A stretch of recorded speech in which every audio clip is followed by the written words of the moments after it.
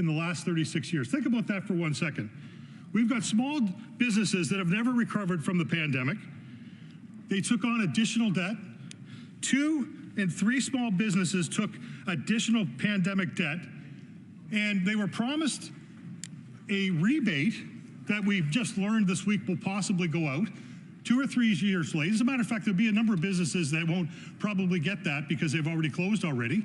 And this just goes to show you how out of touch this government is when it comes to the economy, when it comes to how do we create jobs, when it comes to what do we do to help grow our economy and make sure that people have food on their table. And I haven't even started to talk about what's going on with food bank usage. I haven't even talked about the fact that people are skipping meals. And so there is not one part of the economy that this government is actually passing on. They're failing on almost every accord. And so when I come back after question period, I want to talk a bit more about some of the challenges that we are facing in this country. Here. When we return, the honourable member will have 11 minutes left. Statements by members. Déclaration de député. L'honorable député de Halifax West. Speaker, creating opportunities for young people is the reason I got into politics more than a decade ago. C'est pourquoi j'apprécie l'impact du programme d'emploi d'été Canada chez nous. Each year, Canada Summer Jobs provides wage subsidies to nonprofits, faith groups, small businesses, universities, municipalities pour leur permettre de faire plus de bien et de faire croître l'économie. The return we get from the program is enormous, providing and creating work experiences for our youth, helping young Canadians enter the job market and succeed, and ensuring we support our businesses and community organizations. Since 2021, I've been proud to secure over $2.8 million in CSJ funding for youth and employers in Halifax West, creating well over 800 jobs, from Masqua and the Mount to our soccer clubs, day camps, and nos établissements francophones. That support is making a huge difference. That's the value of a government and a member of parliament that believes in investing in people and communities. Merci beaucoup. The honourable member for Medicine Hat, Carson Warner. Thank you, Mr. Speaker. Sadly, our Canadian society is divided. If you watch political discourse, turn on the news, or follow social media, it appears that hatred, conflict, and disagreement are the norm in this country. That is not how things should be. But how do we change it? May I suggest kindness? With growing fears, anxieties, unrest, kindness is something our country is desperate for. Kindness is a language we can all speak, as it is not restricted by cultures, ideologies, or borders. The Bible says in Ephesians 4:32 that we ought to be kind and compassionate to one another. So instead of walls, kindness builds bridges. But kindness isn't always easy, as it takes courage to be kind in the face of hostility or indifference. And one does not have to compromise our values or agree with everything and everyone in order to be kind. Just treat others with dignity and respect, even when, or especially when, we disagree. It is always the right time to do the right thing, Mr. Speaker. So let's seek to understand, listen without judgment, offer to help others, smile, and today and every day, let's choose kindness. L'honorable député de Saint-Léonard, Saint-Michel. Thank you, Mr. Speaker. I rise today to pay tribute to His Excellency Andrea Ferrari, whose distinguished tenure as Ambassador of Italy to Canada is soon coming to a close. I want to extend my heartfelt gratitude to Ambassador Ferrari for his invaluable contributions over the past several years. His unwavering support for the Italian-Canadian community, of which I am a proud member, is rooted in deep appreciation of the rich cultural traditions we share, and has been a cornerstone in fostering stronger bonds between our two nations. His commitment to the success of the Italian-Canadian business community has also played a crucial role in strengthening the economic ties between Canada and Italy. Ambassador Ferrari has also worked tirelessly in order to assure that both countries capitalize on their shared strengths, and has promoted our continued collaboration in upholding the global rule of law. On behalf of all Canadians, I offer my warmest thanks and best wishes to His Excellency in his future endeavors. Andrea, tanti auguri di successo e grazie mille. Bravo. L'honorable député de Beauport, Île-de-Beaupré, Île-d'Orléans, Côte-de-Beaupré, Île-d'Orléans, Charlevoix. Les 14 et 15 novembre dernier, le Bloc québécois tenait son 4e colloque sur les pêches, et ce, oui, à Caraquette, au Nouveau-Brunswick. Parce que par-delà la langue, la culture et un grand pan de notre histoire, un grand bleu unit le Québec et les Maritimes, et c'est le fleuve, l'estuaire, le golfe du Saint-Laurent, tout ce qui vit dedans et autour. Cette démarche sincère servait à écouter les divers intervenants, tous experts des pêches, et à y développer des pistes de solutions pour les pêcheurs, les transformateurs et toutes les organisations reliées aux écosystèmes marins. Notre but, protéger la ressource et sa biodiversité, certes, mais il y a une ressource fondamentale qui est en voie d'extinction, ce sont les pêcheurs.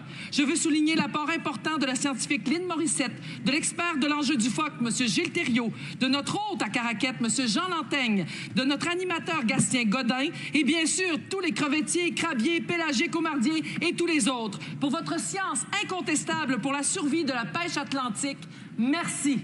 Bravo!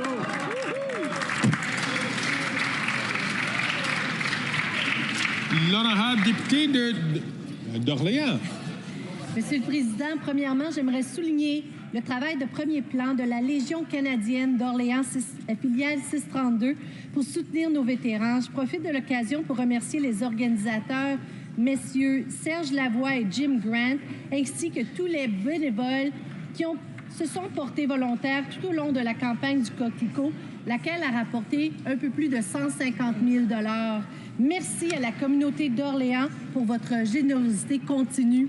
Deuxièmement, je tiens également à reconnaître M. Jean-Pierre Saab, enseignant à l'École secondaire catholique Garneau, récipiendaire du prix Brian Kilray lors de la cérémonie de remise des prix de l'Ordre d'Ottawa 2024 à laquelle j'ai participé.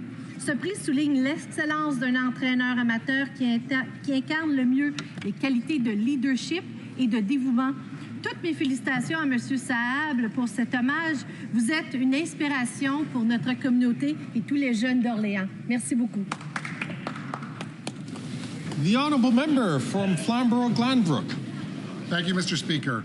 In all the years I've lived in the Hamilton area, we've never seen a crime crisis like this, and I've never seen this level of concern for safety among residents in our community. In fact, the president of the Hamilton Police Association recently raised alarm bells about repeat offenders. In the Hamilton area, 89% of crime committed by firearm are guns smuggled into Canada from the United States. On top of that, vehicle thefts are up, break-ins are up, shootings are up, and unshockingly, just 30 individuals in Hamilton are responsible for 196 charges. And that's not just a statistic, that's a stinging indictment of this Liberal government's failed justice system. Their soft on crime approach is failing people in my community. Dangerous criminals are being released on bail only to reoffend. Canadians deserve to be able to sleep at night without worry. Common sense Conservatives will fix this. We will stop the crime, we enforce jail, not bail, we will restore safety to Canadian neighbourhoods. That's right. The honourable member for Humber River Black Creek. Thank you, Mr. Speaker. I need to draw your attention to the critical situation in Iran, particularly regarding its domestic repression. Maryam Akbari is a woman who is languishing in jail despite finishing her 15-year prison term for seeking justice for her siblings. It is truly an alarming atrocity. Recently, Varisha Moradi, a Kurdish woman, was sentenced to death in another sham trial in Tehran's revolutionary court. Women prisoners in Evin prison chanted protest slogans such as "Death to the dictator" and "Our lives may go, our heads may fall, but freedom will never be lost," demonstrating their resilience in the face of oppression. The number of executions in Iran since President Pezeshkian came to power in August has exceeded over 500, setting a record even by this regime's norms. I stand, and I believe we stand, in solidarity with female political prisoners, urging the international community to demand an independent investigation and advocate for the release of these female prisoners. Thank you, Mr. Speaker. The honourable member for Etobicoke Lakeshore. Mr. Speaker, on November 30th, 1874, one of the world's greatest statesmen was born, Sir Winston Leonard Spencer Churchill. He was an accomplished officer in the British Army, but caught the political bug. rising to become democracy's greatest defender in the 20th century. His leadership during World War II saved Britain and the world from Nazi tyranny and preserved the very foundations of the freedoms we enjoy today. Prime Minister twice, he was a prolific writer, and in 1953 was awarded the Nobel Prize in Literature for his historical writings and speeches. While he faced many health issues, both physical and mental health challenges, he did so with grace and dignity. Many books have been written about him, including James B. Conroy's recent 2023, The Devils Will Get You No Rest, FDR, Churchill, and the Plan That Won the War. Churchill's quote, the pessimist sees the difficulty in every opportunity, an optimist sees the opportunity in every difficulty, has inspired me time and again, and so I say thank you, Sir Winston, and happy birthday.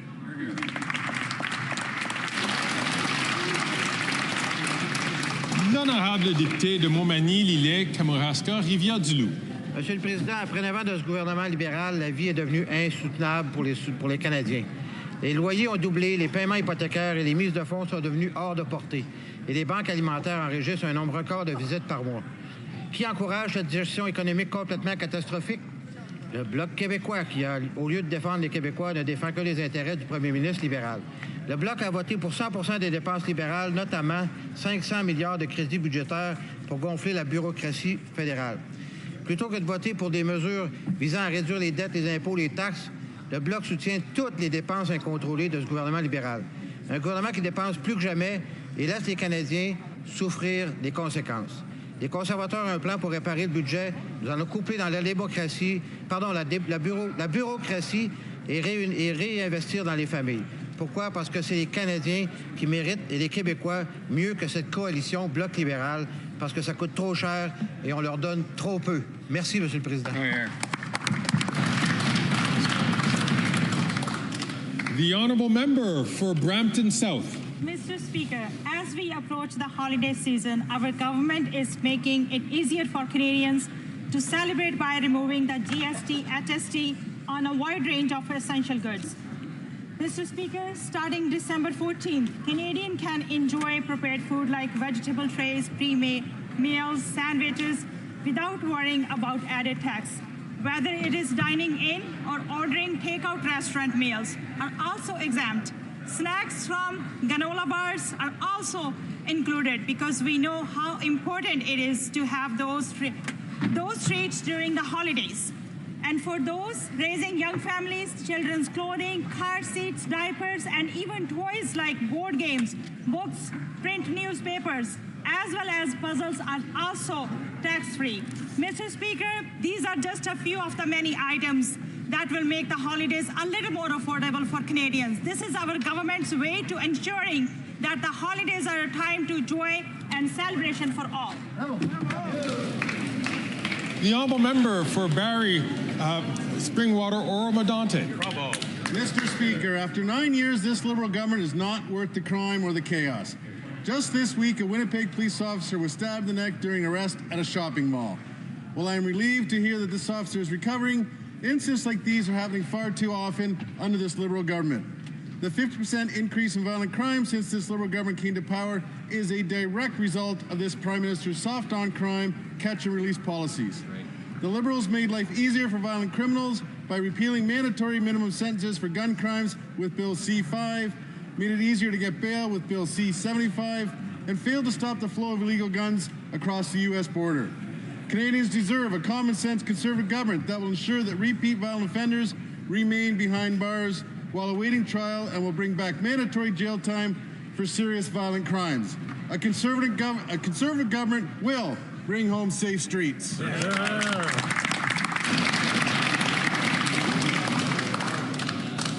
Order, please.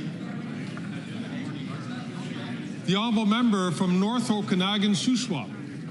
After 9 years of NDP Liberal policy failures, there is only one person keeping this Prime Minister in power, and that is the leader of the NDP. Remember the NDP leader's big stunt when he told Canadians he'd ripped up the coalition deal with the Liberals? It was a scam on voters of Elmwood-Transcota right before a by-election. Since that by-election, he's forgotten all those nasty words about the Liberals. He continues to support the carbon tax, sending Canadians to food banks in record numbers. A tax that even NDP BC Premier David Eby said he would scrap.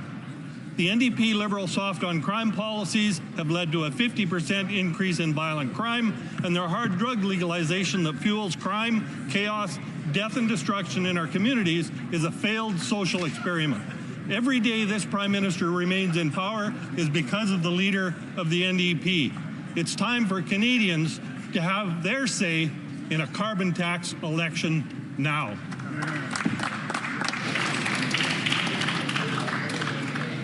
Order, please.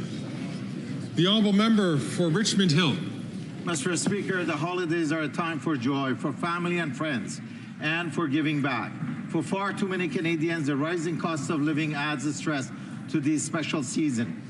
We know that the government can't set prices at the checkout, but we can help put more money back in the Canadians' pocket. That's why, starting December 14, we are lifting the GST/HST on many essential goods over the holiday season. What does that mean, you ask, Mr. Speaker? That means no taxes on groceries, no taxes on restaurant meals, no taxes on children clothing and toys. Even the family Christmas tree will have GST/HST taken off this holiday season. I can tell you that much. Grandpa will be buying a lot of presents for Ariana. By making many essential goods GST and HST free, we will be delivering meaningful saving for Canadians with real relief at the cash register. Thank you, Mr. Speaker.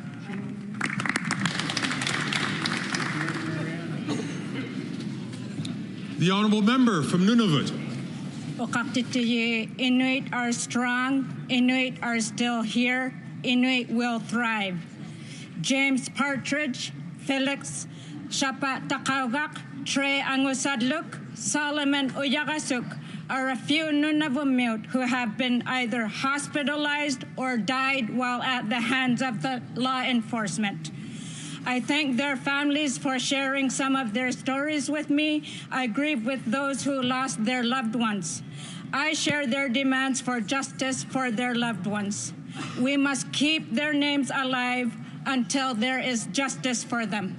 Despite the efforts of colonial and genocidal policies, Inuit are strong, Inuit are still here, Inuit will thrive.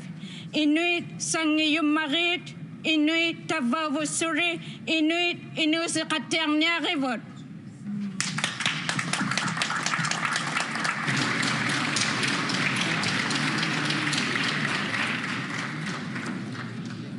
L'honorable député de Repentigny. Le Canada occupe cette année encore le 62e rang sur 67 en termes de performance environnementale. 62 sur 67, c'est honteux. Pendant que le Canada confirme sur la scène internationale qu'il va d'échec en échec, du côté des conservateurs, on peut entendre le son des criquets. L'échec de la COP29 est-il symptomatique de l'échec du Canada en matière de lutte contre le changement climatique? Je dirais que oui. À Bakou comme ici, les discussions mènent à des compromis insuffisants et des promesses vagues. Il n'y a aucune mesure audacieuse pour limiter le réchauffement à 1,5 degré Celsius. Pourquoi? Pour avoir assisté à plusieurs COP depuis l'accord de Paris, je constate la présence de plus en plus assumée des producteurs de pétrole qui donnent l'impression que leurs intérêts prévalent sur ceux de la planète. Leur ingérence soulève des questions sur l'intégrité et l'efficacité de ces sommets mondiaux. Toutefois, je reste confiante, car ce n'est pas tout le monde qui se laisse berner par les pétrolières et gazières tout en étant obnubilé par les criquets. Bravo.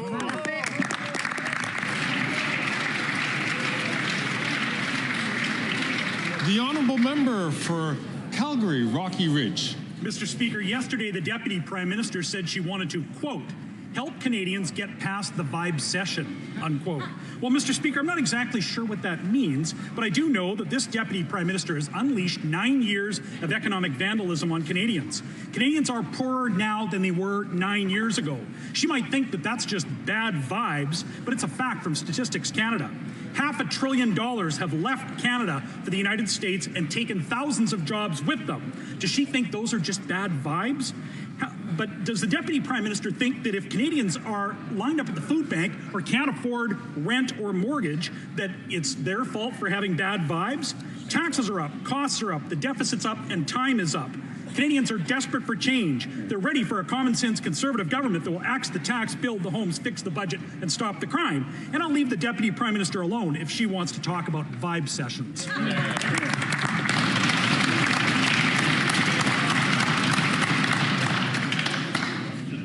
The honourable member for Mississauga Lakeshore. Mr. Speaker, Conservatives pretend that they want to lower taxes, but when push comes to shove, they vote against it. Starting December 14th, many items will be tax-free, and Canadians will be able to keep more of their money in their pockets. But not if the Grinch in the Conservative bench has his way. Right. With Christmas around the corner, many people are looking forward to the spirit of giving. And we're hoping more families will have the opportunity to celebrate. So, to all members, don't be humbugs. Let's pass this tax cut. And folks, let's help everyone enjoy a very Merry Christmas. Bravo.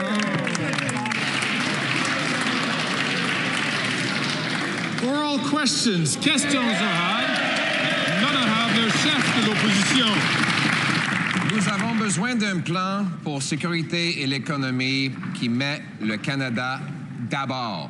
Mais le Premier ministre a su depuis des mois que M. Trump menaçait les tarifs et aujourd'hui, il n'y a pas de plan, sauf qu'un appel de Zoom, M. le Président. Pas de plan pour renverser la libéralisation de drogue qui a autant inquiété les Américains. Pas de plan pour renverser le chaos que le Premier ministre a causé à nos frontières. Pas de plan pour annuler les hausses de taxes et impôts qui nuisent à notre économie pendant cette période d'incertitude.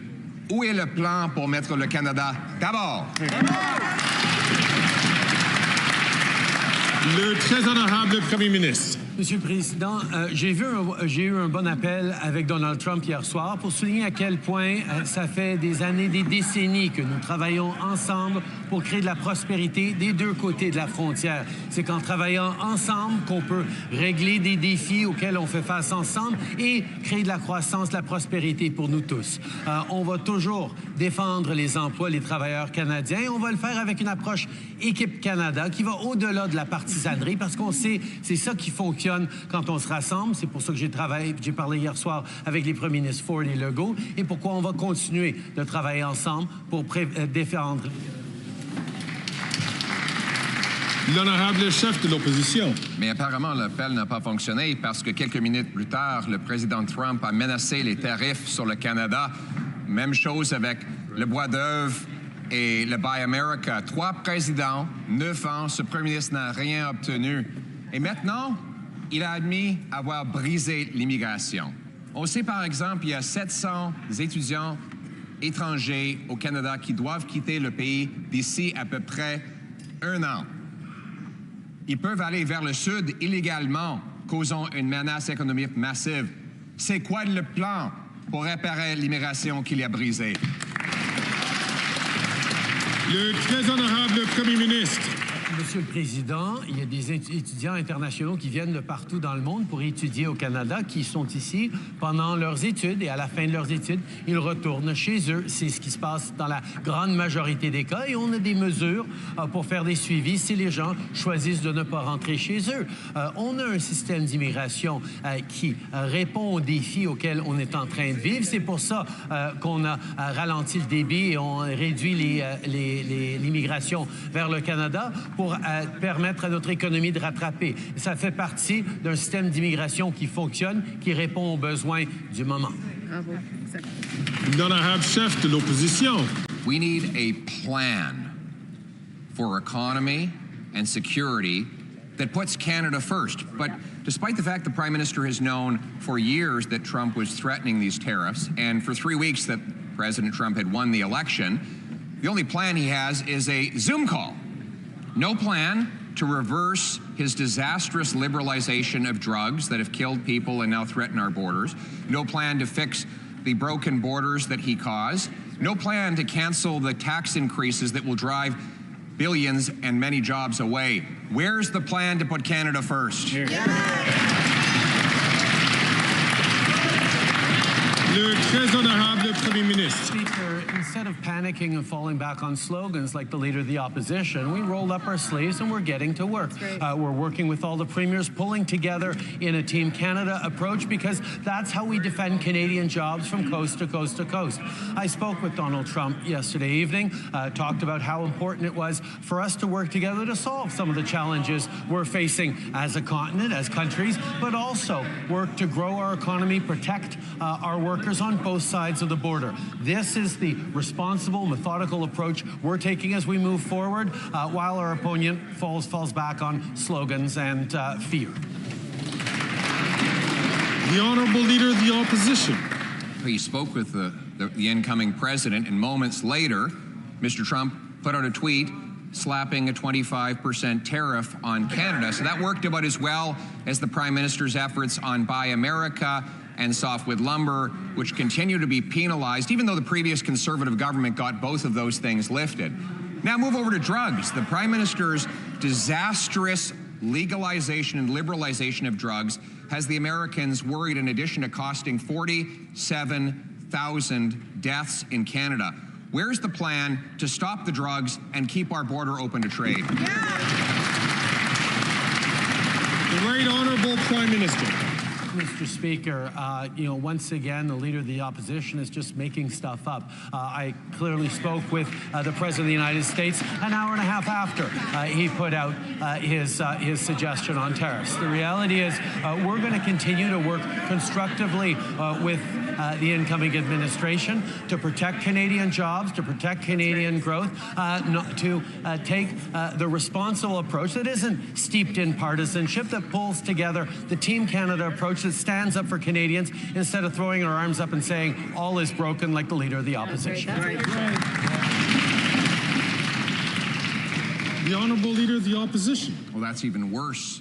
The statement went out promising tariffs before they even got a chance to speak. It's kind of like him backing down on Buy America and backing down on softwood lumber, Mr. Speaker. Now let's move to the tariffs the Prime Minister wants to impose on our economy. Quadrupling the carbon tax to 61 cents a litre would cripple our economy. New tax increases on work and energy would do likewise, sending hundreds of billions of dollars south of the border. Now that Canadians are facing this economic crisis, will he at least cancel his plan to hike taxes so we can save jobs? The Right Honourable Prime Minister. Speaker, we see once again the Leader of the Opposition flailing and inventing stuff to try and fit his preferred attacks into his priorities. The reality is we're going to continue to work constructively with the incoming administration to do what Canada and the U.S. have always done, create prosperity together, protect jobs on both sides of the border as we grow the economy. When it comes to drugs, Mr. Speaker, we've taken serious steps on that and we'll continue to. If the Leader of the Opposition is suggesting he wants to recriminalize marijuana, let him just say that. That's right.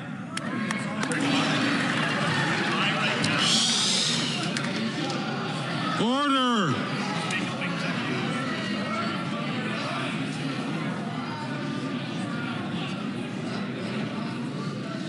You're asking your caucus if that's right? Order. L'honorable député de Belleuil-Chambly.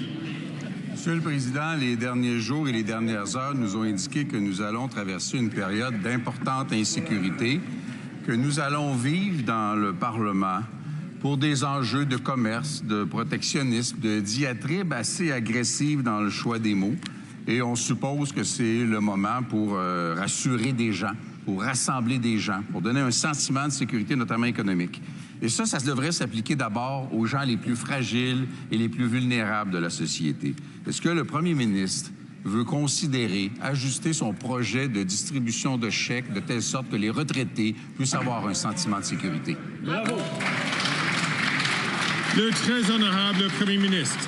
Monsieur le Président, nous reconnaissons à quel point les Canadiens en arrachent. C'est pour ça qu'on est en train de livrer un congé de taxes pour tout le monde pour les prochains mois, sur l'épicerie, sur les vêtements pour les enfants, sur bien des choses sur lesquelles les gens dépensent régulièrement. On est aussi en train de regarder comment on peut reconnaître que les travailleurs à travers ce pays ont porté un lourd fardeau au fil des dernières années en protégeant l'économie, en investissant pour leur avenir, en appuyant leurs êtres chers. On veut reconnaître le travail et les défis auxquels font face les Canadiens qui travaillent fort. L'honorable député de Belleuil-Chambly. Monsieur le Président, avant les travailleurs actuels, il y en a eu d'autres. Des gens qui ont travaillé toute leur vie, qui ont payé des taxes et des impôts toute leur vie, qui n'ont pas de recours alternatif. Le gouvernement donne des chèques à des gens qui n'en ont pas besoin et n'en donne pas à ceux qui en ont le plus besoin. Ne convient-il pas que s'il diminue le seuil des chèques qu'il donne et qu'il donne cet argent-là aux retraités qui en ont besoin, tout le monde ici risque d'être d'accord avec cette grande amélioration de son projet? Bravo! Le très honorable Premier ministre. Monsieur le Président, tous les Canadiens en arrachent et de différentes façons. C'est pour ça que, par exemple, on est en train d'investir dans plus de places en garderie. On est en train d'investir avec une allocation canadienne aux enfants qui augmente à chaque année. On est aussi en train d'aider les aînés. On est en train d'aider les aînés avec des soins dentaires, avec une augmentation du supplément de revenu garanti en 2015 de 10 %, avec une augmentation de la pension de vieillesse pour les aînés plus âgés que 75 ans. On veut aussi être là pour d'autres catégories de Canadiens, comme ceux qui travaillent fort et qui en arrachent eux aussi. C'est pour ça qu'on va de l'avant avec cette initiative. The honourable member from Burnaby South. Donald Trump's threats of tariffs could threaten hundreds of thousands of Canadian mortgage-paying jobs. The only thing a bully responds to is strength. So where is our plan to fight back? Where is the war room? Where is a concrete plan to bring our issue before CUSMA? Why isn't the Prime Minister fighting like hell for Canadian jobs? Hear, hear, hear, hear. The Right Honourable Prime Minister. Mr. Speaker, rather than panicking, we're engaging in constructive ways to protect Canadian jobs like we have before. I don't think the idea of going to war with the United States is what anyone wants. What we will do is stand up for Canadian jobs, as we have before, as we will continue to. Stand up for the prosperity we create when we work together. Stand up for the challenges that we're facing, that we're protecting Canadians from. There is work we can do together. That is the work we will do, seriously, methodically, but without freaking out the way the leader of the NDP seems to be.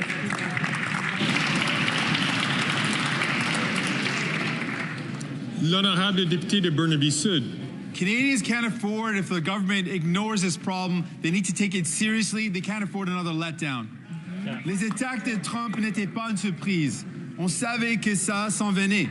Pourtant, le Premier ministre a préféré fermer les yeux et dire que tout allait bien. Des milliers d'emplois sont en jeu. Pourquoi est-ce qu'il est resté les bras croisés face à la menace de Donald Trump? Bravo. Le très honorable Premier ministre. Monsieur le Président, de prendre au sérieux la défense de l'économie canadienne, c'est pas de partir en panique ou en peur, c'est de défendre les principes qui veulent que nous réussissons les mieux en Amérique du Nord quand nous travaillons ensemble. On va travailler avec l'administration américaine pour répondre les défis, les différends auxquels nous faisons face tous les deux en tant que pays, et nous allons travailler ensemble pour créer de la prospérité pour nos travailleurs, pour défendre nos travailleurs comme on l'a déjà fait, comme on le fera dans l'avenir. C'est pas le temps de paniquer, Monsieur le Président, c'est le temps de travailler fort et c'est exactement ce que nous faisons. The honourable member from Regina Capel. We need a Canada First plan to fix what the Prime Minister has broken. The first time he went head-to-head with Trump, the Prime Minister was forced into accepting humiliating concessions on agriculture, steel tariffs, and on Buy American. And that was when Canada had a stronger position thanks to a decade of low-tax, pro-job, conservative policies. After 9 years of economic vandalism, though, he's put Canada in an extremely vulnerable position. Per capita GDP is now lower than 9 years ago. Canada has the most indebted household amongst our trading partners. We have the worst housing inflation, and food prices have risen 37% here, faster here than in the U.S. Now that he's negotiating a position of weakness, why should Canadians expect any...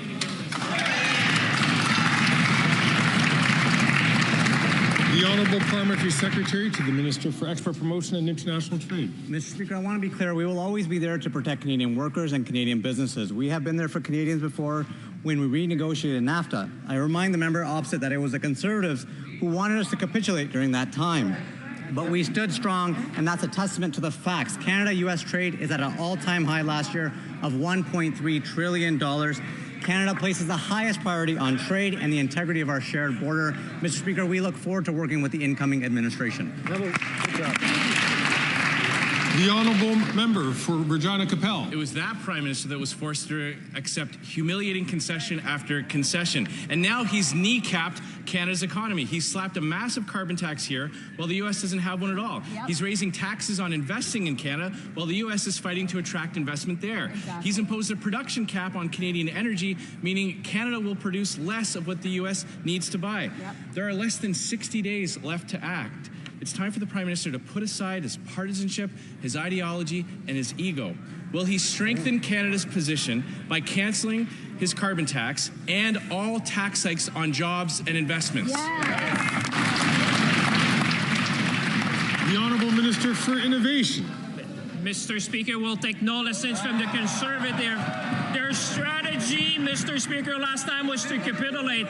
On this side of the House, as the Prime Minister said, Mr. Speaker, is to take that seriously and methodically. Mr. Speaker, we have been engaging with our U.S. partner on three key things. The first one is security. Security of the border, security of the North and the Arctic, resilient supply chain when it comes to semiconductors, when it comes to critical minerals, when it comes to energy, and put forward a growth plan for North America, Mr. Speaker. On this side of the House, we'll fight for Canadians, we'll fight for industry, we'll fight for our country, Mr. Speaker.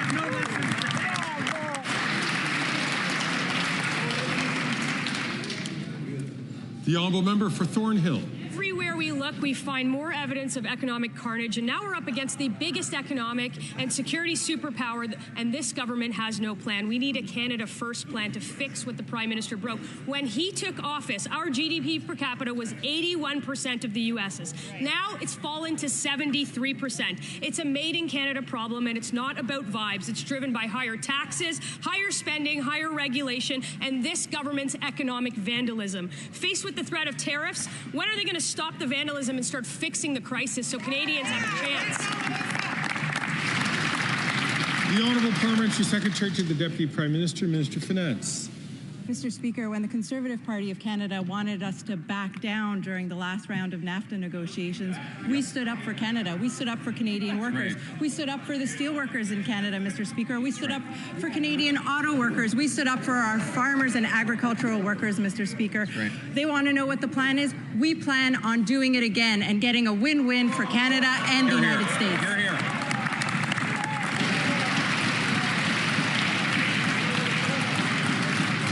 The Honourable Member for Thornhill. Mr. Speaker, they backed down themselves last time, and Canada has become poorer since then than Alabama. That's not a record that anybody should be proud of. Our productivity gap with the U.S. costs every Canadian $32,000 a year. Average return on investments are 35% higher in the U.S. than in Canada. Our government's plan to quadruple the carbon tax, they doubled housing prices, they increased taxes on work and investment. With the threat of crippling tariffs, will the Prime Minister end all of the tax increases so Canadians stand a chance? The Honourable Parliamentary Secretary to the Deputy Prime Minister and Minister of Finance. Mr. Speaker, we have an excellent relationship with the United States, a relationship that is mutually beneficial.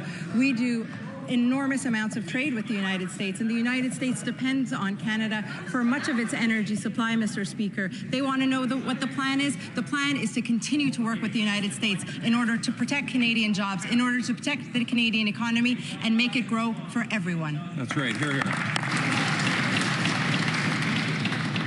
L'honorable député de Mégantic-l'Érable. Après 9 ans de ce premier ministre, on a besoin d'un plan pour mettre le Canada d'abord et mettre fin à son vandalisme économique. Il a brisé le système d'immigration. Il est incapable de protéger la frontière. Il a ruiné notre économie avec une énorme dette. Et en plus, nos jeunes ont perdu tout espoir de s'acheter une maison. Quel est le plan du premier ministre pour mettre le Canada d'abord et protéger l'avenir de tous les jeunes Canadiens? Le ministre de l'Innovation. Monsieur le Président, on ne prendra aucune leçon des conservateurs. La dernière fois qu'ils nous avaient proposé une stratégie, c'était de capituler face aux Américains, Monsieur le Président. De ce côté-ci de la Chambre, on va faire les choses sérieusement et méthodiquement. Comme l'a indiqué le premier ministre, Monsieur le Président, ça fait des mois qu'on parle de nos homologues américains. On parle d'enjeux comme la sécurité de la frontière, la sécurité de l'Arctique, la sécurité du Nord. On parle de la résilience de nos chaînes d'approvisionnement dans les semi-conducteurs, dans les minéraux critiques, dans l'énergie. Et troisièmement, Monsieur le Président, on présente un plan de croissance pour l'Amérique du Nord. On sera toujours là pour défendre nos travailleurs, notre industrie et évidemment le Canada. Merci, Monsieur le Président. L'honorable député de Mégantic-Lérable. Ce que l'on sait, Monsieur le Président, c'est qu'après 9 ans, ce premier ministre a échoué méticuleusement et régulièrement. Quel est son plan pour mettre le Canada d'abord? Parce qu'il a échoué à la frontière, il a échoué pour le bois d'œuvre, il a créé le chaos dans le système d'immigration, il a voulu effacer notre identité de nos passeports, il est responsable de la hausse du panier d'épicerie qui a augmenté 37 % plus rapidement qu'aux États-Unis. La vraie question, quel est le plan du premier ministre pour mettre les Canadiens en premier? L'honorable ministre de l'Innovation. Monsieur le Président, ce que les conservateurs voudraient évidemment pas parler, c'est le record d'investissement que le Canada a reçu en 2023, Monsieur le Président. L'an dernier, Monsieur le Président, le Canada a reçu près de 60 milliards d'investissements. Imaginez, Monsieur le Président, des investissements records, par exemple, dans le domaine de l'automobile, des investissements records dans le domaine des minéraux critiques, des investissements records dans le domaine de l'énergie, Monsieur le Président. Le Canada devient le partenaire stratégique de choix dans l'industrie décarbonisée. Le Canada sera un leader dans l'intelligence artificielle et le quantique. Le Canada sera un leader dans l'énergie nucléaire. Monsieur le Président, le Canada sera le pays du 21e siècle. L'honorable député de Saint-Hyacinthe-Bagotte. Monsieur le Président, Donald Trump veut imposer un tarif de 25 % sur tous les produits québécois et canadiens. Ce serait une catastrophe, y compris pour les Américains. D'abord, saluons que le premier ministre ait accepté de rencontrer ses homologues du Québec et des provinces dès demain. Mais il devra présenter une démarche claire. Il faut immédiatement protéger la gestion de l'offre avec C-282. Il faut qu'Ottawa démontre qu'il ne pliera pas concernant notre bois, notre aluminium, notre aérospatial et l'ensemble de l'économie québécoise. Devant ses homologues, est-ce que le premier ministre va se présenter avec un plan? Oui.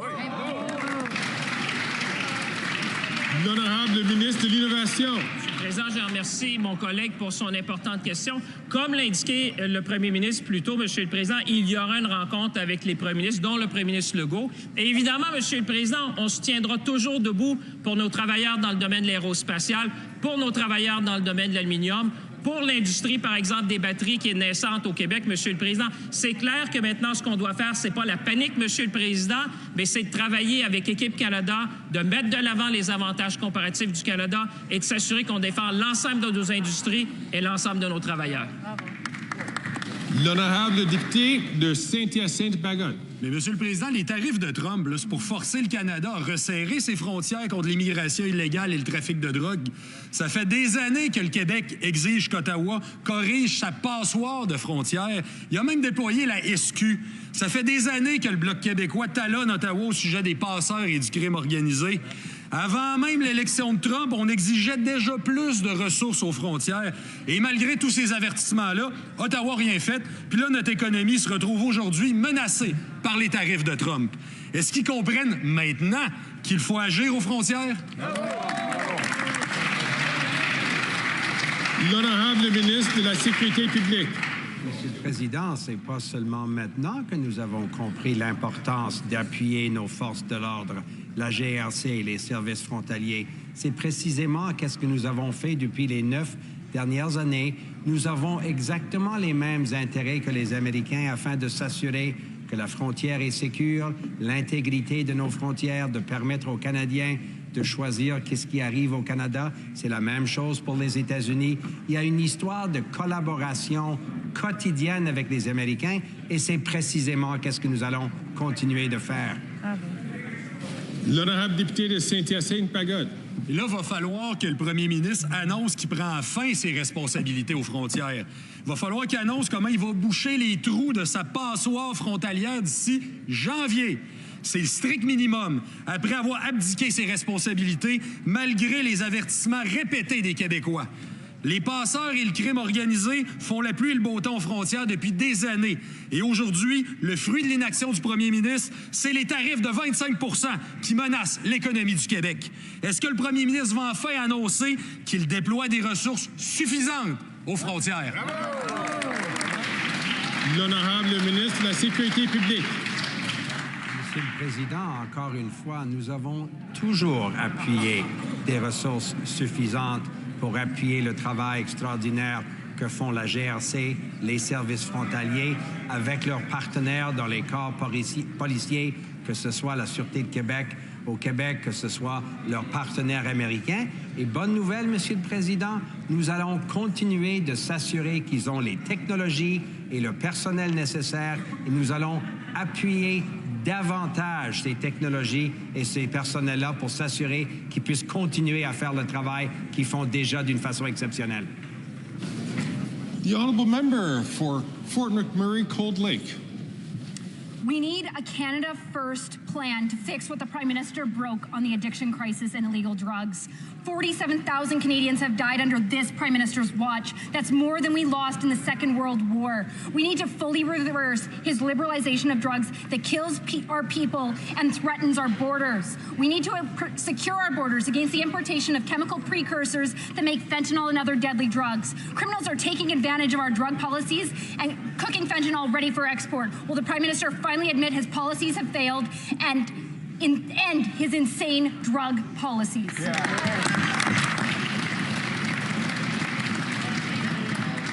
The Honourable Minister for Mental Health and Addictions. Mr. Speaker, every life lost due to the illicit toxic drug supply in this country is a tragedy for families and for communities. Mr. Speaker, on this side of the House, we've invested over $1 billion in treatment, prevention, harm reduction to save lives. We've worked with our U.S. counterparts on precursors, and we will continue to do the work to save lives based on evidence, based on health care, and based on protecting those who need help the most. We will not look away, Mr. Speaker. We are here to protect those who need our help. Bravo. The honourable member for Fort McMurray, Cold Lake. That's not a plan. We need a Canada First plan to fix what the Prime Minister broke on the addiction crisis and illegal drugs. There's been a 200% annual increase in drug deaths under his watch. We need to fully reverse his liberalization of drugs, ban the drugs, prosecute every trafficker, secure our borders against drugs and chemical precursors like that are making fentanyl and other deadly drugs. We need treatment and recovery so we can bring our loved ones home drug-free. Will the Prime Minister finally act in the interest of Canadians and fully reverse course on his radical liberalization of drugs? Hear, hear. The Honourable Minister for Mental Health and Addictions. Mr. Speaker, on this side of the House, we will lead with compassion, we will lead with health care, and we will lead with evidence. Mr. Speaker, since 2015, we have been investing in the treatments and the pathway that means the most to those whose lives we need to save. On that side of the House, Mr. Speaker, they cut the drug treatment fund by 2/3. When they cut the CBSA, they cut the drug checking laboratories. They don't protect Canadians. They don't address the illicit drug supply, and they don't understand that people need health care and help, and they need our compassion. Shame on them, Mr. Speaker.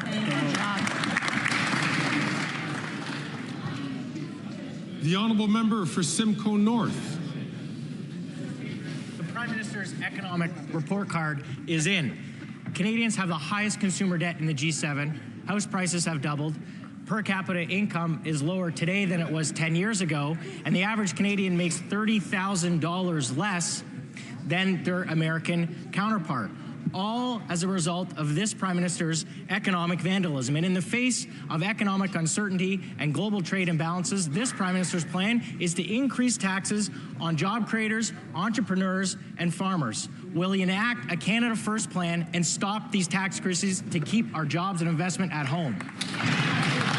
The Honourable Parliamentary Secretary to the Deputy Prime Minister and Minister of Finance. maybe that Conservative member missed the memo. We're actually taking federal taxes off, Mr. Speaker. We're taking the GST off of everyday goods in order to help Canadians.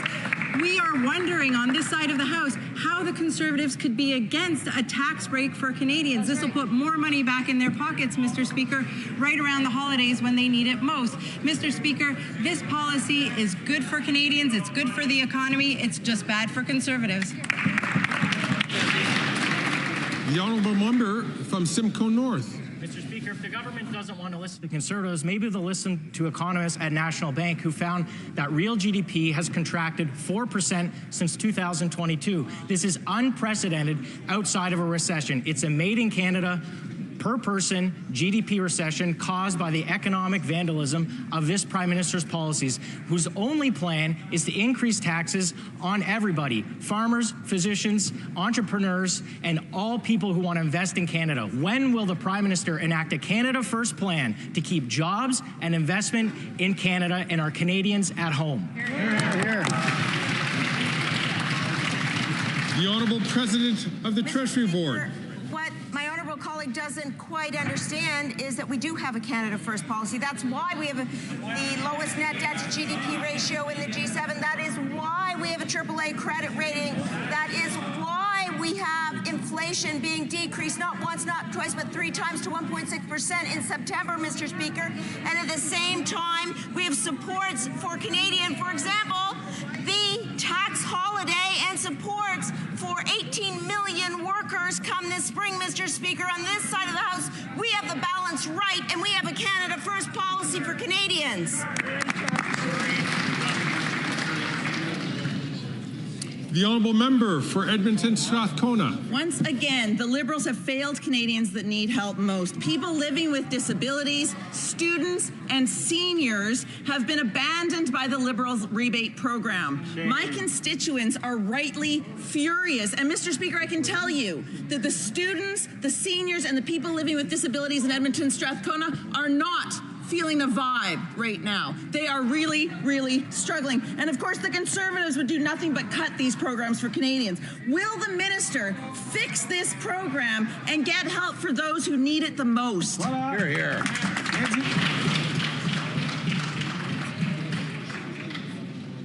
The Honourable Parliamentary Secretary to the Minister of Finance. Mr. Speaker, the GST holiday will apply to everybody. All Canadians will benefit from this tax break, Mr. Speaker. But one of the things that I really take issue with is the insinuation that people with disabilities aren't working, Mr. Speaker. 62% of people in Canada with disabilities are working and will benefit from the check. There are 1 million seniors in Canada that are working and will benefit from this check, Mr. Speaker. Canadians are working hard and they deserve a break. The honourable member for Courtenay Alberni. That's not all Canadians, Mr. Speaker. Seniors and students in Courtenay Alberni are being left high and dry with the high cost of living. They're living on tight budgets and deserve a helping hand. Instead of helping, the Liberals decided to exclude seniors and students from their $250 rebate. They're letting people down again. Conservatives, they only want tax breaks for their rich CEO donors and big corporations who gouge Canadians at the grocery till. Will the Liberals fix their mistake and ensure seniors, persons with disabilities, and students get the rebate? Yes. The Honourable Parliamentary Secretary to the Deputy Prime Minister, Minister of Finance. Again, Mr. Speaker, I take issue with the insinuation that persons with disabilities don't work in this country. 62% of persons with disabilities will benefit from this rebate because they are working hard. Over 1 million seniors right across Canada are working and will benefit from this check, Mr. Speaker. And all Canadians, without exception, are going to benefit from the tax holiday that we just announced. We're there for Canadians and will always be there to have their back. The honourable member for Kitchener-Conestoga. Mr. Speaker, the Conservatives spend their time amplifying anger and fanning the flames of division without offering specific solutions. In contrast, last week our government announced measures to support Canadians during the holiday season and into the new year.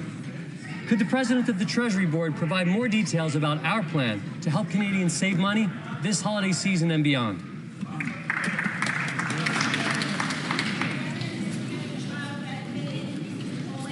I would invite the Honourable Minister. I'd invite the Honourable Minister to wait until she's addressed. The Honourable President of the Treasury Board. Mr. Speaker, whether it is $10 a day childcare, increases to GIS and OAS, or the Canada Child Benefit, on this side of the House, we are always there to support Canadians. For example, with last week's announcement of a tax holiday on essential goods, clothing, diaper, food, Mr. Speaker, as well as cash back for 18 million workers, Mr. Speaker.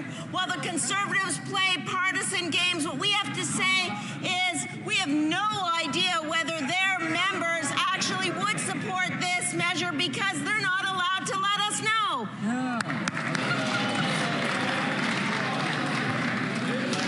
And I encourage all members not to take the floor unless they are addressed by the chair.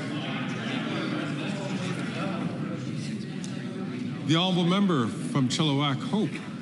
After 9 years, we need a Canada First plan to fix what this Prime Minister has broken. Our standard of living has plummeted compared to the United States. The last thing Canada needs is a capital gains tax hike on our farmers, doctors, home builders and small businesses, but that's exactly what this Prime Minister is proposing. His tax hikes will drive investment, jobs, doctors and food production out of this country at a time when we can least afford it. With the threat of U.S. tariffs on the horizon, why won't the Prime Minister stop making things worse and cancel his reckless tax increases on Canadian jobs and investment? The Honourable Parliamentary Secretary to the Deputy Prime Minister and Minister of Finance.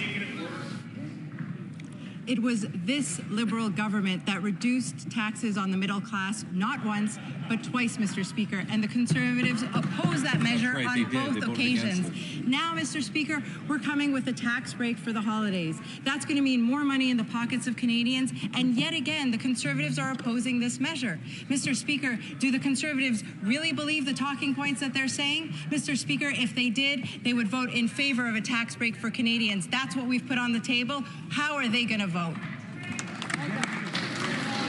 The honourable member for Chilliwack Hope. Taxing farmers drives up food costs. Taxing doctors means it's harder to find one. Taxing home builders means fewer homes. Taxing small businesses means fewer paychecks. Raising capital taxes means less investment in the tools we need to halt the decline in our standard of living. Jobs and livelihoods are on the line. With the threat of U.S. tariffs coming down the tracks, will the Prime Minister give Canadian workers a fighting chance by cancelling his destructive tax increases on jobs and investment?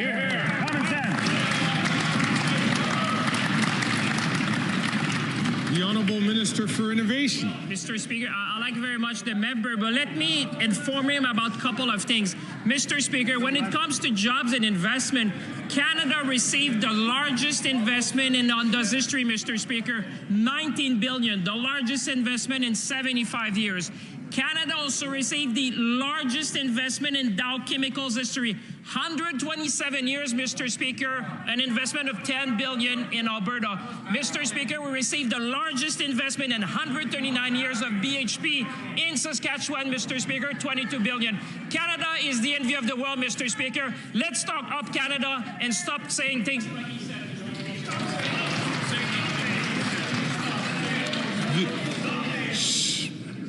The honourable member for Oxford. Mr. Speaker, we have learned from this government's own immigration documents that nearly 5 million people will have their temporary visas expire next year. The Minister of Immigration was asked for his plan in committee yesterday, but he had no plan. Can the Prime Minister correct his minister and tell us his plan to enforce and ensure that the nearly 5 million people that leave Canada when their visas expire next year?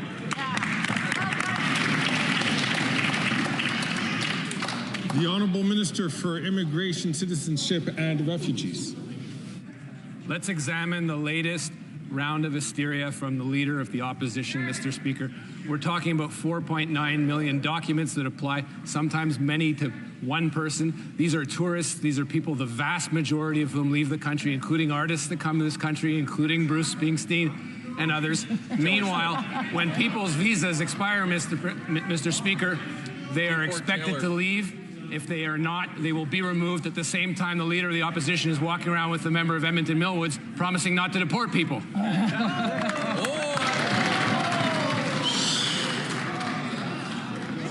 The honourable member for Oxford. Mr. Speaker, again, there's no plan from this minister. And after 9 years of breaking our immigration system, his plan is to ask them to leave nicely.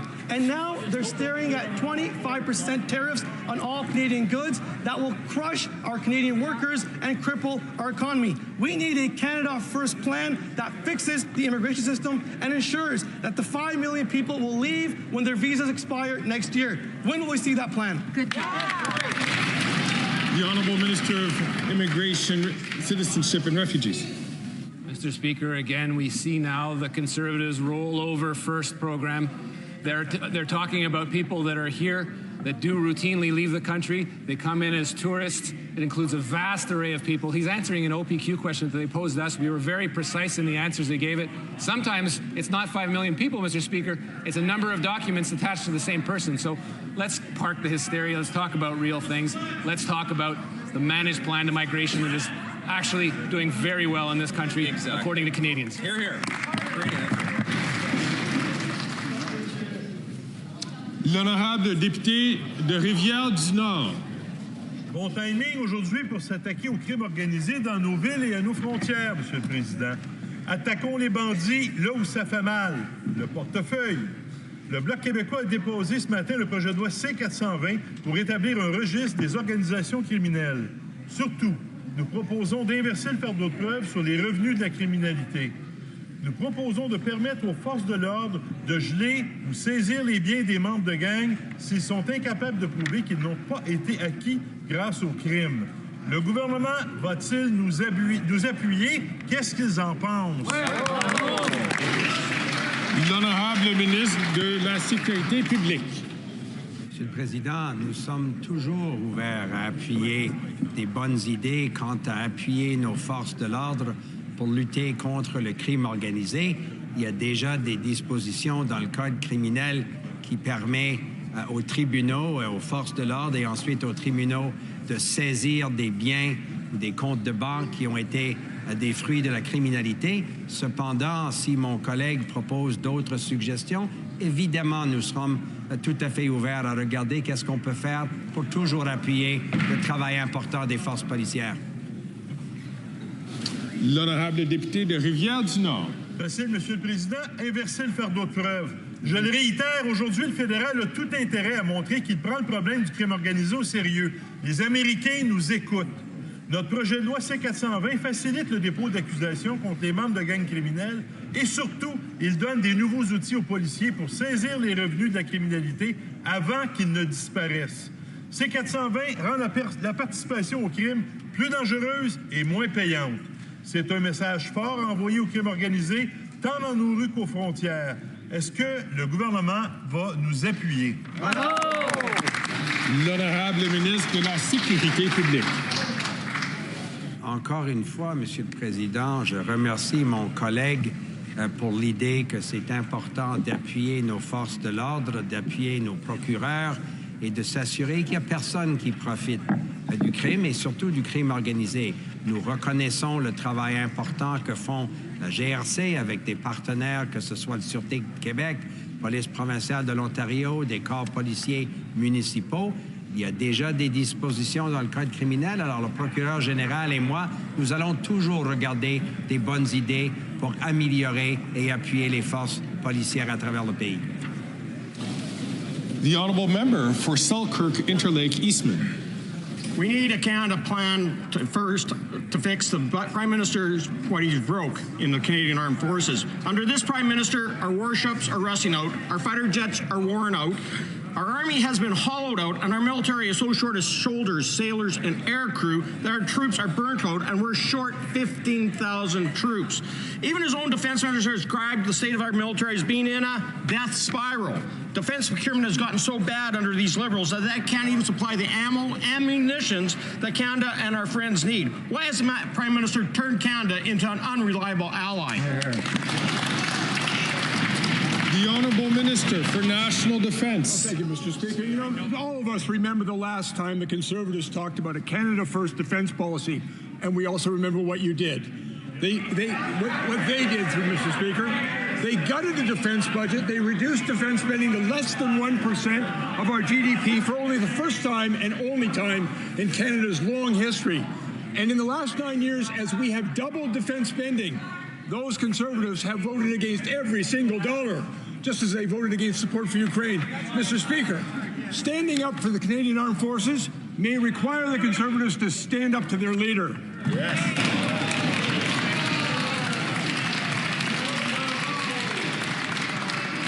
The honourable member for Selkirk Interlake Eastman. We know, Mr. Speaker, that this minister loves to fudge the numbers, and in reality, the former Conservative government bought 5 C-17 Globemasters, 17 new Hercs, 15 Chinook helicopters, 100 Leopard tanks, modernized the Auroras and Halifax-class frigates, and fought alongside our American allies against ISIS and the Taliban.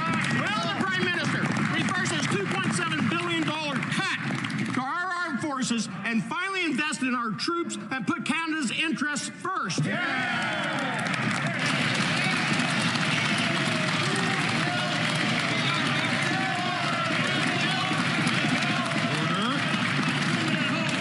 Order. The Honourable Minister for National Defence. And we also remember when the conflict in Afghanistan ended, they gutted the defence budget, took $2.5 billion away from it, and reduced it for the only time in our history to less than 1%. Mr. Speaker, I have many conversations with members of the Canadian Armed Forces, and they have never told me what they need is another vacuous slogan. What they said is that they need real investment in ships, and in planes, and in infrastructure, and most importantly, in our people. And every time we have come before this House and asked for the money for those investments and for those people, they voted against it.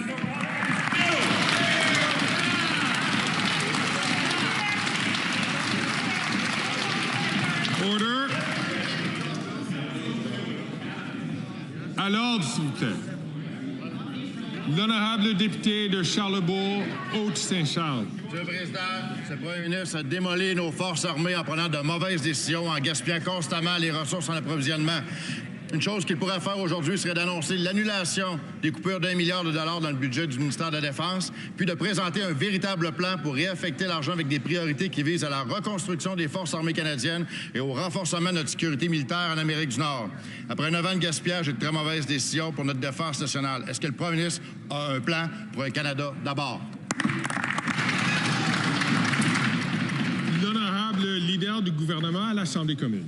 Mr. Speaker, the Minister of Defence very clearly outlined our plan to support the Canadian Armed Forces and our plan for investment. But what we know, Mr. Speaker, is that when it comes time to stand up for our allies and to stand up for what we care about in the world, the Conservative members of Parliament stand down. When it came to supporting Ukraine last year with the Canadian Free Trade Agreement with Ukraine, what did they do? They voted against it, Mr. Speaker. They delayed it in the House of Commons. Mr. Speaker, on this side of the House, we actually stand for the values that we care about, and we stand up for people that we care about. We don't just sit down and stand down because our leader told us so. Thank you, Mr. Speaker.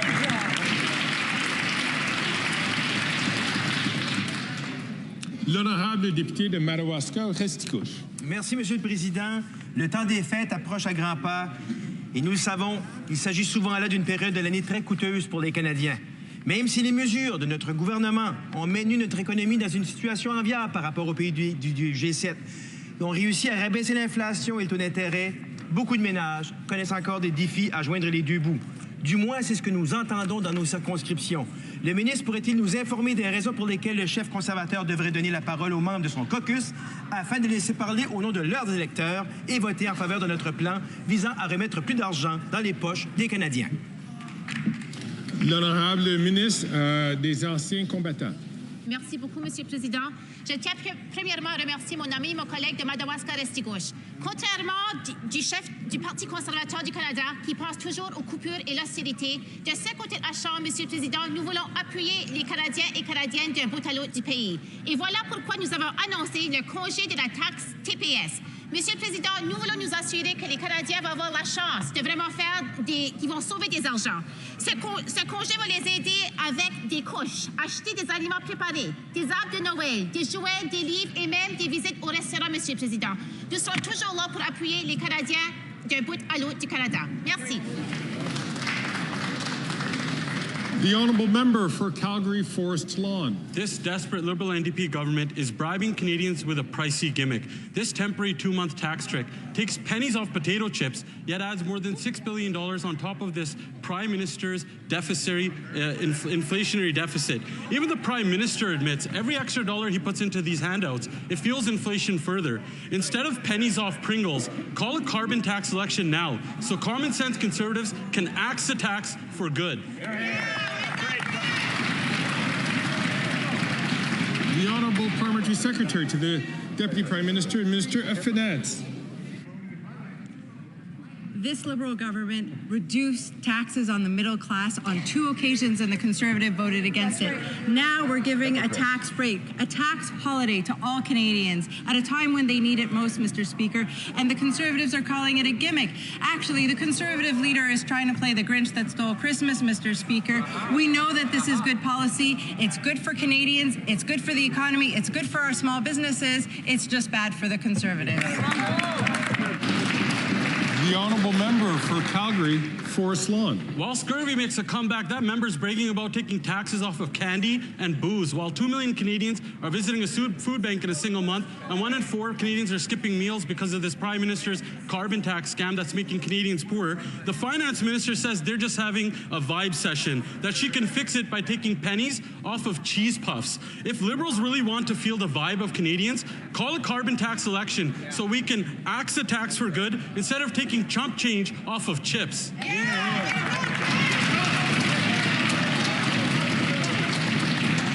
The Honourable Parliamentary Secretary to the Deputy Prime Minister and Minister of Finance.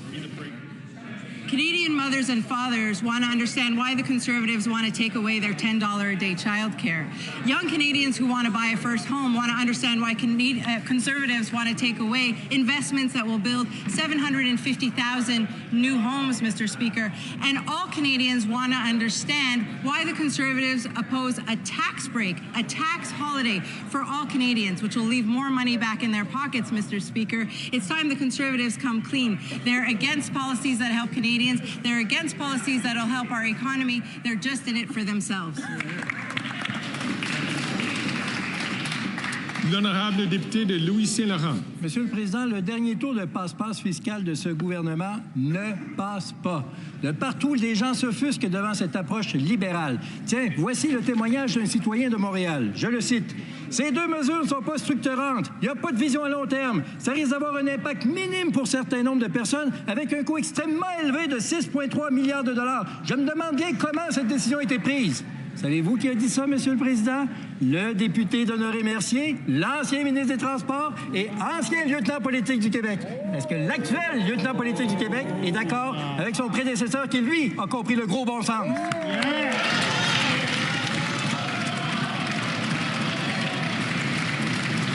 L'honorable secrétaire parlementaire, la vice-première ministre et ministre des Finances.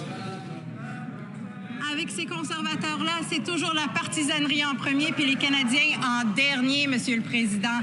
Encore une fois, les conservateurs s'opposent à aider les Canadiens. On sait que le congé taxe va laisser plus d'argent dans le poche des Canadiens, Monsieur le Président, puis les conservateurs s'y opposent. Ils se sont opposés quand on a baissé les impôts pour la classe moyenne. Ils s'opposent encore une fois quand on veut enlever la taxe sur les produits de tous les jours. Ça n'a pas de bon sens. The Honourable Member for Guelph. Mr. Speaker, this week is National Addictions Awareness Week. It's a time for all of us to raise awareness as well as challenge stereotypes towards addiction. On this side of the House, we know addiction is a health condition and deserves to be treated like one in order to save lives. Can the Minister of Mental Health and Addictions share some of the ways our government is helping those in need? The Honourable Minister for Mental Health and Addictions. Mr. Speaker, since 2017, our government has committed over $1 billion to support the work with provinces and territories to save lives and address those who struggle with addiction. We know that doing this work with community organizations, local healthcare providers, and communities, Mr. Speaker, whether they're municipalities or Indigenous communities, is the way that we make it through to save lives and meet people at their hardest moments. We know we need more harm reduction and prevention. We know we need treatment services and recovery and aftercare, Mr. Speaker. We are there for Canadians. We need to open the door to those who struggle with addiction so they're not alone. The Honourable Member for Victoria. Mr. Speaker, everyday Canadians are scraping by while CEOs get richer. Liberals are letting Canadians down. They put an expiry date on their GST cut. And on the rebate, the Liberals' message to seniors, students, and people with disabilities is, you don't get a break. It's shameful. And the Conservatives, they only want tax breaks for billionaires, not parents who are just trying to keep up with their bills and grocery costs. Why won't this government make billionaires pay their fair share so that seniors and people on disability get a break? The Honourable Parliamentary Secretary to the Deputy Prime Minister and Minister of Finance. I appreciate the question from my colleague opposite. She knows very well that our government has done the most in order to ensure tax fairness throughout the country, Mr. Speaker. We have acted in order to ensure that the very wealthy pay their fair share, and we are helping Canadians, vulnerable Canadians that need our support, as well as working Canadians, Mr. Speaker. Working Canadians are going to receive a check in the spring, Mr. Speaker, and I certainly hope that the NDP will support it. The Honourable Member for Timmins James Bay. Asia Pulp and Paper and the Wajea family have a notorious track record. All of the alarm bells should have been sounding when their front company, Paper Excellence, showed up to get control of Canadian operations. Instead, this government laid out the red carpet. Now Asia Pulp and Paper controls vast sections of Canada's forests. Now, the Minister of Innovation brags that he's never taken any lessons. Well, obviously, he got played like a rube at the county fair.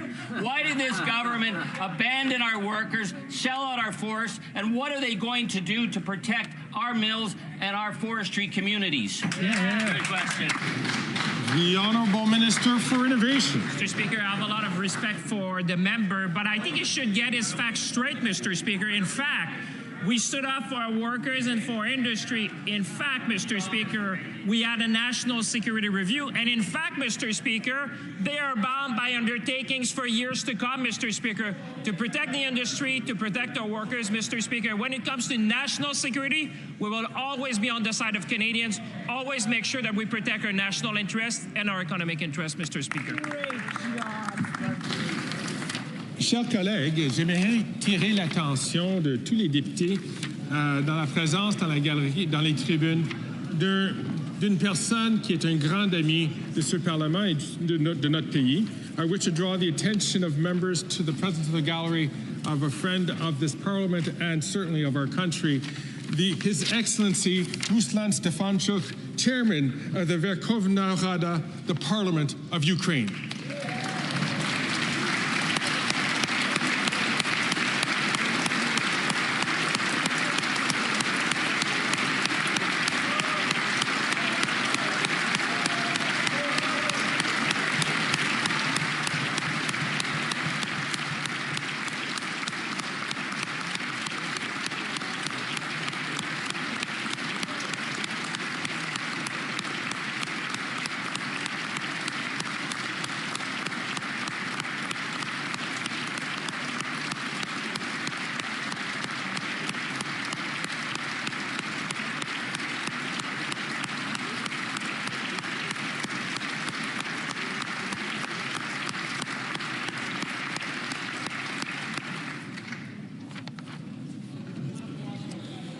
It being 3:16, the House will now proceed to the taking of the deferred recorded division on the motion to concur the 37th report of the Standing Committee on Public Accounts. Call in the members.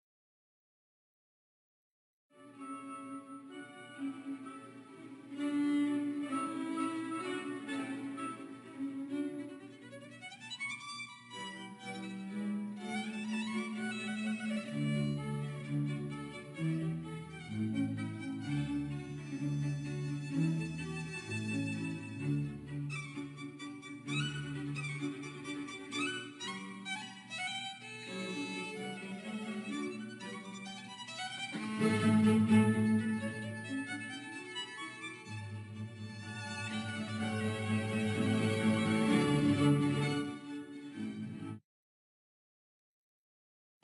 was going to say,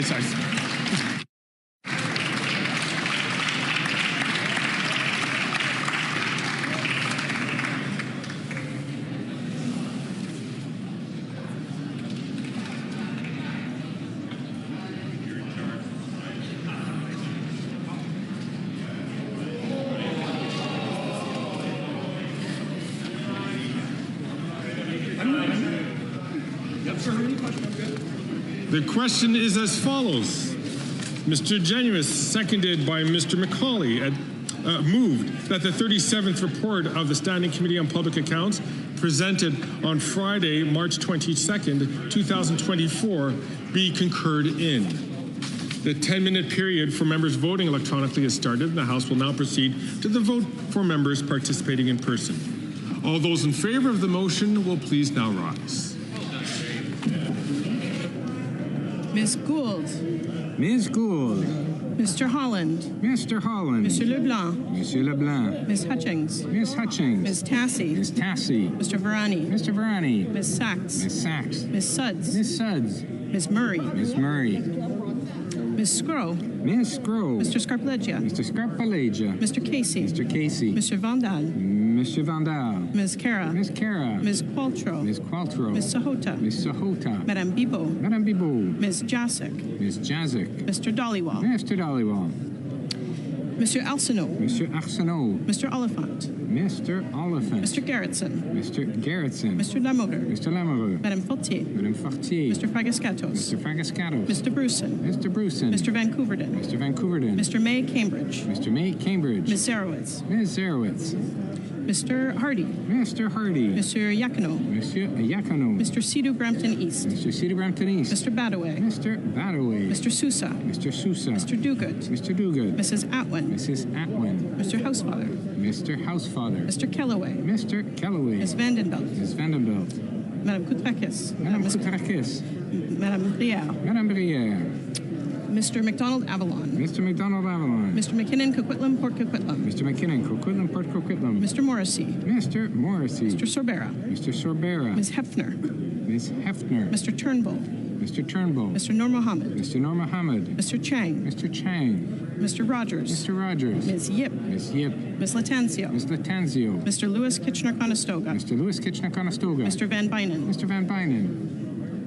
Mr. Baines. Mr. Baines. Madame Chatel. Madame Chatel. Mr. Coteau. Mr. Coteau. Mr. Gahir. Mr. Gahir. Madame Lapointe. Madame Lapointe. Ms. Taylor-Roy. Ms. Taylor-Roy. Ms. Thompson. Ms. Thompson. Mr. Bazan. Mr. Bazan. Mr. Williams. Mr. Williams. Mr. Perkins. Mr. Perkins. Mr. Deltel. Monsieur Deltel. Mrs. Stubbs. Mrs. Stubbs. Monsieur Paulus. Monsieur Paulus. Miss Lewis Haldeman Norfolk. Miss Lewis Haldeman Norfolk. Miss Gray. Mrs. Gray. Mr. Barlow. Mr. Barlow. Mr. Ellis. Mr. Ellis. Mr. Kelly. Mr. Kelly. Mr. Baldinelli. Mr. Baldinelli. Mr. Cooper. Mr. Cooper. Mr. Kimmich. Mr. Kimmich. Mr. Jennis. Mr. Jennis. Mr. Small. Mr. Small. Monsieur Beltud. Monsieur Berthold. Mr. Workington. Mr. Workington. Mr. Abu Taif. Mr. Abu Taif. Mrs. Kuzi. Mrs. Kuzi. Mr. Seaback. Mr. Seaback. Ms. Ferrari. Ms. Ferrari. Mrs. Block. Mrs. Block. Mr. Stewart, Miramichi Grand Lake. Mr. Stewart, Miramichi Grand Lake. Mr. Viss. Mr. Viss. Mr. Macaulay, Edmonton West. Mr. Macaulay, Edmonton West. Mr. Straw. Mr. Straw. Mr. Brassard. Mr. Brassard. Mrs. Goodrich. Mrs. Goodrich. Mr. Moore. Mr. Moore. Mr. Aitchison. Mr. Aitchison. Mr. Godin. Mr. Godin. Mr. Hoback. Mr. Hoback. Mrs. Roberts. Mrs. Roberts. Mr. Malillo. Mr. Malillo. Mr. Tucker. Mr. Tucker. Mr. Canna. Mr. Canna. Mrs. Cramp-Nyman. Mrs. Cramp-Nyman. Madame Viang. Madame Viang. Mr. Patzer. Mr. Patzer. Mrs. Gallant. Mrs. Gallant. Mr. Muse. Mr. Muse. Mr. Reddekopp. Mr. Reddekopp. Mr. Van Popta. Mr. Van Popta. Mr. Steinley. Mr. Steinley. Ms. Rude. Ms. Rude. Mr. Genereux. Monsieur Genereux. Mr. Genereux. Mr. Genereux. Mr. Lobb. Mr. Lobb. Mr. Mazer. Mr. Mazer. Mr. Martel. Mr. Martel. Mr. Caputo. Mr. Caputo. Mr. Epp. Mr. Epp. Mr. Zimmer. Mr. Zimmer. Mr. Dreeshen. Mr. Dreeshen. Mr. Majumdar. Mr. Majumdar. Mr. Tolmie. Mr. Tolmie. Mr. Albus. Mr. Albus. Mr. Bragdon. Mr. Bragdon. Mr. Allison. Mr. Allison. Mr. Dalton. Mr. Dalton. Mrs. Falk, Battleford, Lloydminster. Mrs. Falk, Battleford, Lloydminster. Mr. McLean. Mr. McLean. Mr. Weber. Mr. Weber. Mr. McGuire. Mr. McGuire. Mr. Shields. Mr. Shields. Mr. Motts. Mr. Motts. Mr. Arnold. Mr. Arnold. Monsieur d'Entremont. Monsieur d'Entremont. Mr. Morrison. Mr. Morrison. Mr. Soroka. Mr. Soroka. Mrs. Vecchio. Mrs. Vecchio. Mr. Carey. Mr. Carey. Mr. Vierson. Mr. Vierson. Mr. Fast. Mr. Fast. Mr. Kitchen. Mr. Kitchen. Mr. Stewart, Toronto St. Paul's. Mr. Stewart, Toronto St. Paul's. Monsieur Terrien. Monsieur Terrien. Madame Gill. Madame Gill. Madame de Bellefeuille. Madame de Bellefeuille. Madame Gaudreau. Madame Gaudreau. Madame Larouche. Madame Larouche. Madame Vignola. Madame Vignola. À retour, Monsieur Barcelot-Duval. Monsieur Barcelot-Duval. Madame Posé. Madame Posé. Monsieur Lemire. Monsieur Lemire. Madame Saint-Clair-Degagné. Madame Saint-Clair-Degagné. Madame Desbiens. Madame Desbiens. Madame Bérubé. Madame Bérubé. Mr. Julian. Mr. Julian. Ms. Matheson. Miss Matheson. Mr. Johns. Mr. Johns. Ms. McPherson. Miss McPherson. Ms. Idlout. Miss Idlout. Ms. Gazan. Miss Gazan. Mr. McGregor. Mr. McGregor. Ms. Dance. Miss Dance. Mr. Backrack. Mr. Backrack. Monsieur Bouleris. Monsieur Bouleris. Ms. Barron. Ms. Barron. Mr. Desjardins. Mr. Desjardins. Ms. Zurillo. Ms. Zurillo. Ms. Kwan. Ms. Kwan. Ms. May, Saanich Gulf Islands. Miss May, Saanich Gulf Islands. Mr. Morris. Mr. Morris. Que tous ceux qui s'opposent à la motion veuillent bien se lever.